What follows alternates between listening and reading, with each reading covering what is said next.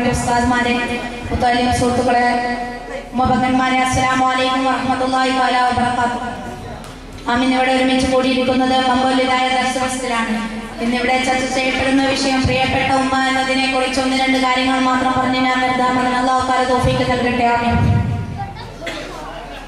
14 നൂറ്റാണ്ടുകൾക്ക് മുമ്പ് അന്ധകാരം കൊണ്ട് മരവിച്ച മനസ്സുകളുള്ള കാട്ടാളന്മാരുടെ കാലഘട്ടമായിരുന്നു.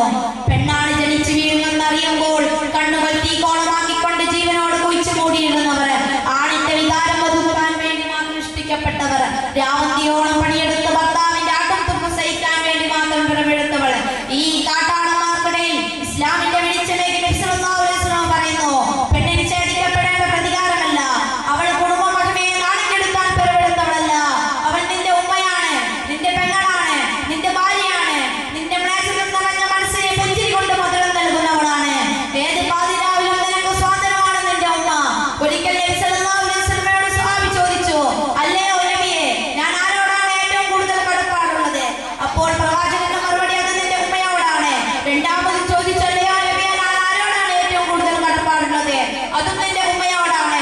മൂന്നാമത് ചോദിച്ചു, അല്ലയോ നബിയെ, ഞാൻ ആരോടാണ് ഏറ്റവും കൂടുതൽ കടപ്പാടുള്ളത്? അതും നിന്റെ ഉമ്മയോടാണ്. നാലാമത് ചോദിച്ചു, അല്ലയോ നബിയെ, ഞാൻ ആരോടാണ് ഏറ്റവും കൂടുതൽ കടപ്പാടുള്ളത്? അത് നിന്റെ ഉമ്മയോടാണ്. തിരുപ്രവാചകൻ പരിശുദ്ധ ദീനുൽ ഇസ്ലാം മാതാവിന് വലിയ വിലയിപ്പിക്കുന്നു എന്ന് നമുക്ക് ഇതിൽ നിന്നും മനസ്സിലാകണം.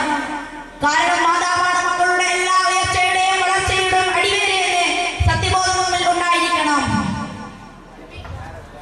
ഇത്രയും പറഞ്ഞ് ഞാൻ നിർത്തുന്നു. അൽഹംദുലില്ലാഹി റബ്ബിൽ ആലമീൻ. അസ്സലാമു അലൈക്കും വറഹ്മത്തുള്ളാഹി തആല വബറകാതുഹു. മലയാള പ്രസംഗ മത്സരം തുടരും.